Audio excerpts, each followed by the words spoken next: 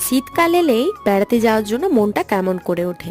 জানি না আমার মতো আর কারো হয় কি না, কিন্তু বেশিরভাগ মানুষেরই হয়তো মন করে। তাই আমরাও একদিনের জন্য চলে গিয়েছিলাম হিজলি শরীফ। বাসটা পার্কিং করে আমরা পেটুয়া ঘাটে চলে এসেছিলাম লঞ্চের জন্য। লঞ্চ থেকে নেমে সামনে টোটো স্ট্যান্ড থেকে টোটোয় করে চলে এলাম মাজারের কাছে।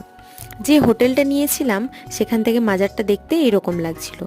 এরপর ব্রেকফাস্ট করে ফ্রেশ হয়ে আমরা এসেছিলাম মাজারের কাছে। পাশে একটা বাঁধানো পুকুরও ছিল, যাদের মান্যতা আছে তারা এইটাতে স্নান করছিল। বেরিয়ে এসে ফুচকা খেয়ে নিলাম, আর তারপর সামনেই সি বিচ আছে সেখানে গেলাম। আর এখানে একটা ঝাউবনও ছিল। এবার দোকান থেকে কিছু কেনাকাটা করে রাতের খাবার খেয়ে লঞ্চের জন্য চলে গেলাম ঘাটে। ভিডিওটা এই পর্যন্তই। তোমরা যদি ভিডিওটা ডিটেলসে দেখতে চাও তাহলে চ্যানেলে লং ভিডিও আছে, গিয়ে চেক আউট করতে পারো।